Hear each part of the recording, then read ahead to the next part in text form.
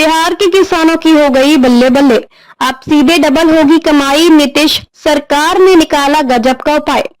कैमूर जिले के रामगढ़ में कृषि विभाग द्वारा खरीफ कार्यशाला का आयोजन किया गया। अधिकारियों ने किसानों को वैज्ञानिक तकनीक और जीरो टिलेज विधि से खेती करने की सलाह दी, जिससे वे अपनी आय को दोगुना कर सकते हैं।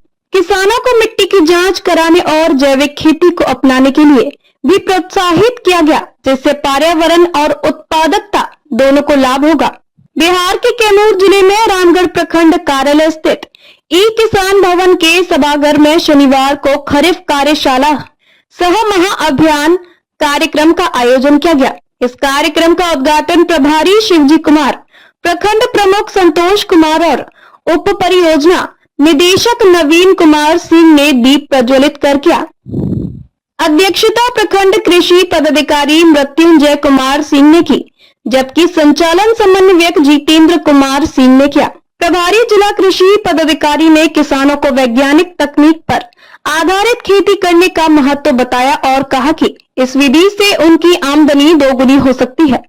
उन्होंने किसानों को धान के अधिक उत्पादन का लाभ उठाने के लिए प्रेरित किया। उन्होंने बताया कि इस समय बिचड़ा डालने का उचित समय है और कृषि विभाग द्वारा किसानों को उच्च गुणवत्ता वाले धान के बीज उपलब्ध कराए जा रहे हैं। कृषि विज्ञान केंद्र के वैज्ञानिक डॉक्टर अमित कुमार सिंह ने खरीफ फसल की खेती के बारे में महत्वपूर्ण जानकारी साझा की। उन्होंने मौसम के बदलते परिवेश में धान की सीधी जीरो टिल से बोआई, जैविक खेती, मिट्टी स्वास्थ्य संरक्षण एवं उर्वरक के उपयोग के बारे में विस्तार से बताया। जीरो टिलेज तकनीक के माध्यम से धान की बुआई करने की सलाह दी गई, जिससे 20% जल और श्रम की बचत होगी। उन्होंने बताया कि सही विधि और समय से बुआई करने पर जीरो टिलेज तकनीक से मिट्टी के स्वास्थ्य में सुधार होता है और उत्पादन लागत में कमी आती है। संकर धान की खेती किसानों के लिए लाभदायक साबित हो रही है, जो 2 विभिन्न प्रभेदों के संकरण से विकसित होती है।